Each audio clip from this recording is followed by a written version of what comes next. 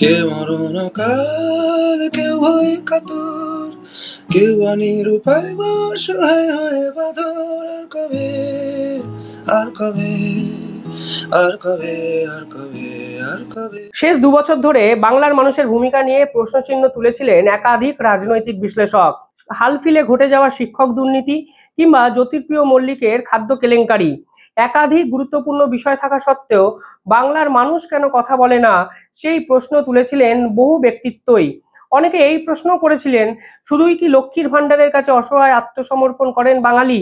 মানে যে বাঙালির ইতিহাসে স্বাধীনতা সংগ্রামীদের নাম সোনার অক্ষরে লেখা থাকে, সেই বাঙালি কার্যত আজকে সংগ্রাম ভুলে ঘরে আবদ্ধ করে রাখেন নিজেকে। মানে সমাজে ঘটে চলা প্রতিনিয়ত অপরাধ বা অন্যায়ের বিরুদ্ধে বাংলার মানুষ কেন কথা বলে না, এই প্রশ্ন আমারও বিভিন্ন ক্ষেত্রে ছিল। কিন্তু বিশ্বাস করুন, আর.জি. কর নামক একটা ঘটনা সেই ধারণা সম্পূর্ণভাবে আমার বদলে দিল। কেন বলছি এই কথা? কারণ আর.জি. করের যে ঘটনা যেদিন হয়, ঠিক তার আগের দিন বাঙালির প্রাক্তন মুখ্যমন্ত্রী বুদ্ধদেব ভট্টাচার্য আমাদের ছেড়ে চলে যান। আপনারা জানেন, আমি এই ভিডিও বানিয়েছি বুদ্ধদেব ভট্টাচার্যের শেষ জন্মদিনে। আমি কিন্তু তার বাড়িতে গেছিলাম। ফলে তার চলে যাওয়াটা আমার কাছে একটা ব্যক্তিগত ক্ষতির মতোই ছিল। পরবর্তীকালে এমন একটা ঘটনা এই রাজ্যের বুকে হলো, যে ঘটনা ভীষণ মাত্রায় আমার মতো অনেককেই নাড়িয়ে দেয়। কিন্তু এই রকম নড়ে যাওয়া ঘটনা এই বাংলা কিন্তু শেষ 2 বছর একাধিক ক্ষেত্রে দেখেছে। কিন্তু বাঙালি কিন্তু এইভাবে রাজপথে আন্দোলন করেনি এর আগে। কিন্তু এক্ষেত্রে আর.জি. করের এই ঘটনায় দেখা গেল গোটা বাঙালি সমাজ জাতি ধর্ম কার্য নির্বিশেষে আজ রাস্তায় আন্দোলন করছে, অন্যায়ের বিরুদ্ধে প্রতিবাদ করে প্রশ্নচিহ্ন তুলছে। আর সেখান থেকেই আমার এই বিশ্বাস ফিরে পাওয়া, বাঙালি কিন্তু ইতিহাস আজও রচনা করতে পারে। এবার প্রশ্ন হলো 14ই আগস্ট এবং 4ই সেপ্টেম্বর, মানে ঠিক কালকে রাতের যে ঘটনা আমরা রাজ্য জুড়ে বিভিন্ন ক্ষেত্রে দেখলাম, তা সত্যি বাংলাকে আমাকে হয়তো নতুন করে চেনালো। পঞ্চায়েত ভোটের সময় বাংলার একাধিক প্রান্তে আমি ছুটে গেছি, কখনো মুর্শিদাবাদ, কখনো মালদা, বা কখনো ফুরফুরা শরীফের প্রত্যন্ত গ্রামাঞ্চলে। কখনোই মনে হয়নি বাঙালি আমাদের মতোই কঠিন কঠিন বিষয় নিয়ে এত ভাবে। আমার বারবার মনে হয়েছে বাঙালির হাতে সময় কোথায়? বাঙালি নিজের মতো খাচ্ছে ধাচ্ছে, উপার্জন করছে এবং দিনের শেষে ঘরে ফিরে ভবিষ্যতের কথা ভাবছে। কিন্তু এই ভাবতে ভাবতেই এই বাঙালিরই যে দেওয়ালে পিঠ থেকে গেলে স্বাধীনতা সংগ্রামীর মতোই এই বাঙালিও সংগ্রামী হতে পারে, তার নিদর্শন কিন্তু দেখিয়ে দিল এই আর.জি. কর ইস্যু। রাজ্য সরকার, পুলিশি প্রশাসন অনেক ক্ষেত্রে দমন করার চেষ্টা করলেও আজকের দিনে দাঁড়িয়েও এই আন্দোলন যে রূপরেখা তৈরি করলো, তা ভবিষ্যতে কিন্তু ইতিহাস রচনা করতে পারে বলে আমি ব্যক্তিগতভাবে মনে করি। জ্যোতি বসুর একটা কথা ভীষণ মাত্রায় মনে পড়ে যাচ্ছে। তিনি বলেছিলেন, মানুষই নাকি ইতিহাস রচনা করতে পারেন। অন্তত 14ই আগস্ট রাত্রি দখল এবং 4ঠা সেপ্টেম্বরের এই গগনভেদী চিৎকার, বাঙালি রাত দখলের যে প্রোগ্রাম আমরা দেখলাম, তা নিঃসন্দেহে বলা ভালো বাঙালি এখনই ইতিহাস রচনা করে ফেলেছে। কিন্তু শুধু একটাই সামনে লক্ষ্য, অপরাধীর শাস্তি চাই।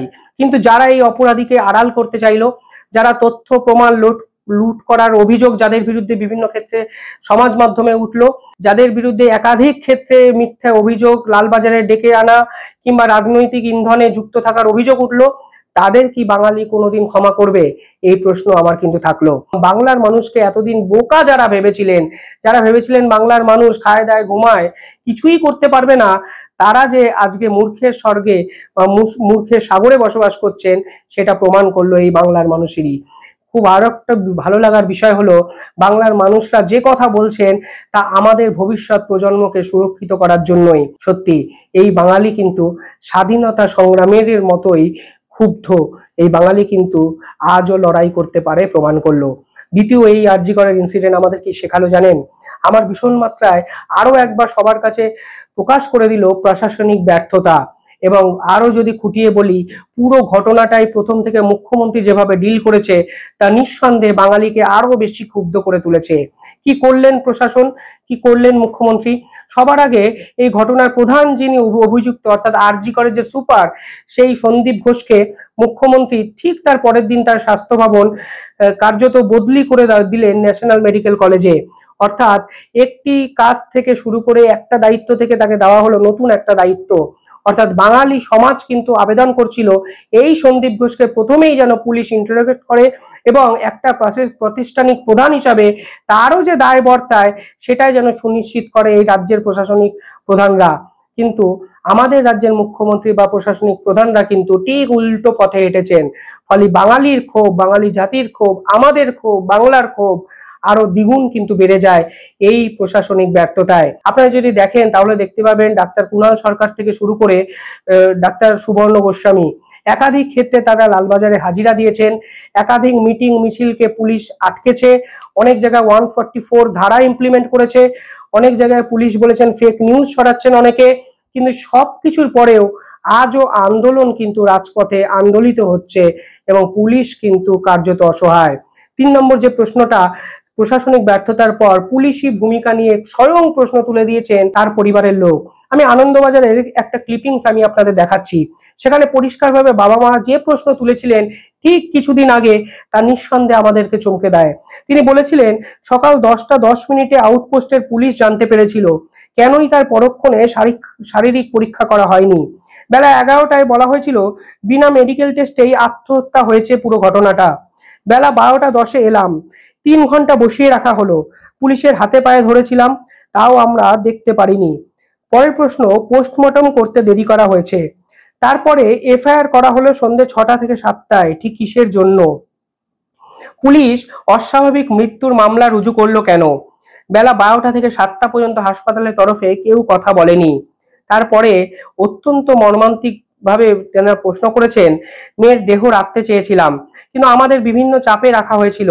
থানায় গিয়ে দেখলাম 300 থেকে 400 পুলিশ, বাড়ি ফিরে দেখি 400 পুলিশ, তখন আর কিছু করার ছিল না। আমার মেয়ে মারা গিয়েছে, শ্মশানের খরচ ফ্রি করা হয়েছে। আমার মেয়েও শেষে ভাবলো আমার বাপই আমার জন্য টাকা দিতে পারলো না, কে বা কেন কিসের জন্য ফ্রি করলো। মেয়ের দেহ ঘরে শোয়ানো, সেখানে ডিসি নর্থ টাকা দিতে চায়, তার উত্তর দিই ডিসি সেন্ট্রাল বারবার বলছে মিথ্যা কথা বলছেন কেন। অর্থাৎ বাবা সরাসরি প্রশ্ন করলেন পুলিশ নাকি টাকা দিতে চেয়েছিল এই পুরো ঘটনার পর। ইতিমধ্যে বিনীত গোয়েলের যে পদক যেন ফিরিয়ে নেওয়া হয় তার জন্য চিঠি লিখেছেন স্বয়ং বিরোধী দলনেতাও।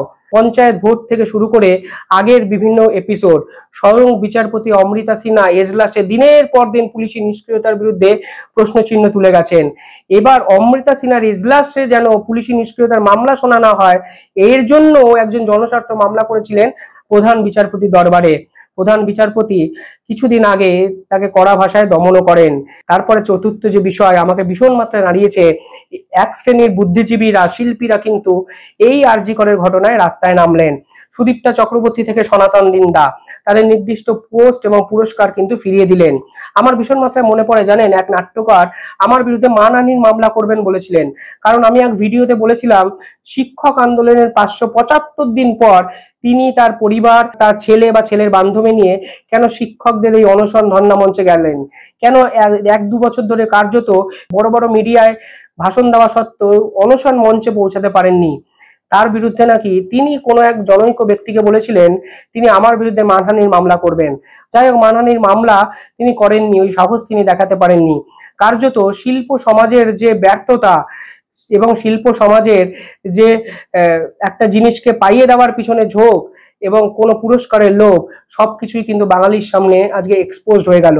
ঋতুপর্ণা সেনগুপ্ত থেকে রচনা ব্যানার্জি কিংবা হালফিলে কাঞ্চন মল্লিক যে কথাগুলো এই আন্দোলনকে কেন্দ্র করে বললেন, আমার দৃঢ় বিশ্বাস এই বাংলার মানুষ জীবনে ভুলতে পারবেন না এবং বাঙালি কিন্তু ক্ষমা করবেন না।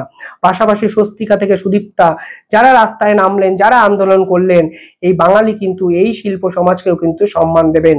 এই শিল্পীরা কিন্তু মৃণাল সেন, সত্যজিৎ রায় বা ঋত্বিক ঘটক বা সৌমিত্র চট্টোপাধ্যায়ের উত্তরসূরি।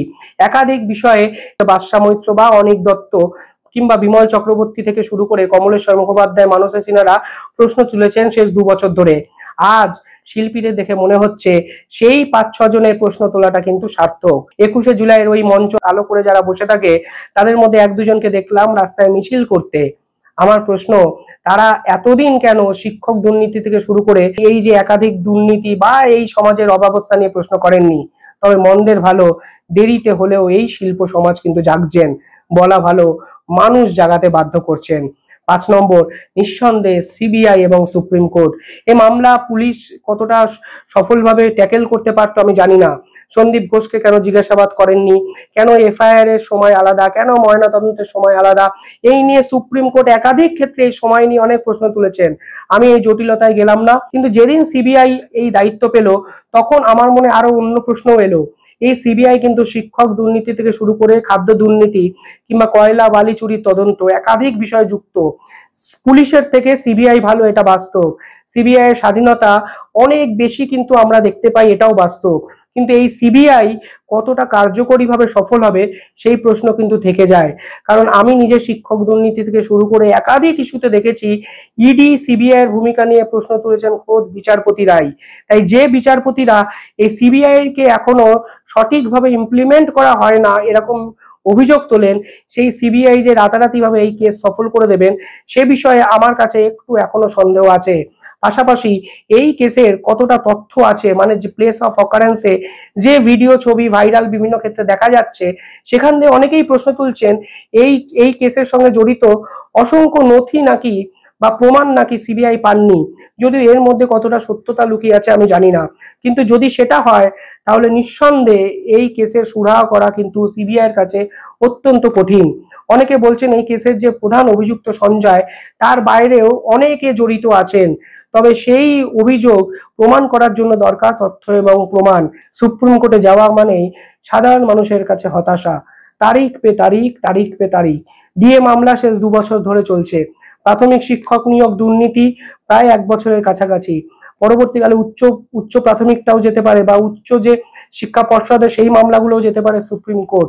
অর্থাৎ ডিএ থেকে শুরু করে প্রাথমিক শিক্ষা যখনই সুপ্রিম কোর্টে কেস গেছে তার জন্য দীর্ঘমেয়াদী একটা সময় কিন্তু খরচ হয়েছে এই রাজ্যের বা বাঙালির বা শিক্ষক সমাজের।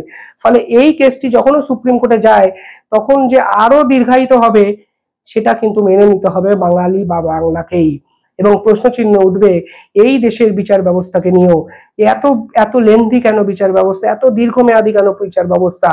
যদি এই বিচার ব্যবস্থা দীর্ঘসূত্রিতার জন্য আন্দোলন থেমে যায় তখন কি যেই কে সেই, অর্থাৎ এই পুরা রাজ্যকেই আমাদেরকে মেনে নিতে হবে? এই প্রশ্ন কিন্তু আমার থাকবে। এই 5টা প্রশ্ন, 5টা দিক আরজি কর কিন্তু আমাদের সামনে ভীষণ মাত্রায় খুলে দিল।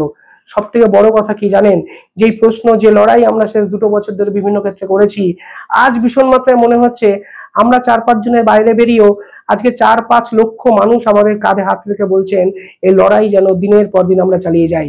তবে আমার ব্যক্তিগতভাবে মনে হয় এই আরজি কর ইস্যুতে আমি যেটা শিখলাম তা হলো নিঃসন্দেহে ভিডিও বানানোর থেকেও অনেক বেশি আমাদের রাজপথ দখল করার যে ইম্প্যাক্ট, বিশ্বাস করুন সরকারও হয়তো ভয় পেয়ে যায় রাজপথ দখল করলে, আন্দোলন করলে। এই বিষয়টা আমার কাছে একটা বড় শিক্ষা। যারা রাস্তায় লড়াই করলেন তারা হয়তো আমাকেও শিখিয়ে দিলেন অনেক কিছু, এই বাংলাকেও শিখিয়ে দিলেন অনেক কিছু। বলা ভালো এই ইতিহাস কিন্তু বাংলাদেশ নয়, আজ গোটা বিশ্বের কাছে সমাদৃত হবে। তবে ইতিহাস তখনই সফল হবে যখন এই বিচার পাবে। সিবিআই এবং বিচার ব্যবস্থা আমাদের কি সত্যি সেই বিচারটি দিতে পারবে? এই প্রশ্ন চিহ্ন থাকলো। পাশাপাশি এই প্রশ্ন চিহ্ন থাকলো যারা তথ্য প্রমাণ লুট করেছেন বলে অভিযোগ, যারা অপরাধীর বিরুদ্ধে ঠিক সময় ব্যবস্থা নেবেন না, যারা এই ধামাচাপা দিতে চেয়েছিলেন পুরো বিষয়টা, তাদের কি শাস্তি হবে? এই দুটো প্রশ্ন আমার ভীষণ মাত্রায় এই ভিডিওতে থাকলো। আপনারা কি ভাবছেন নিঃসন্দেহে কমেন্টে জানাবেন।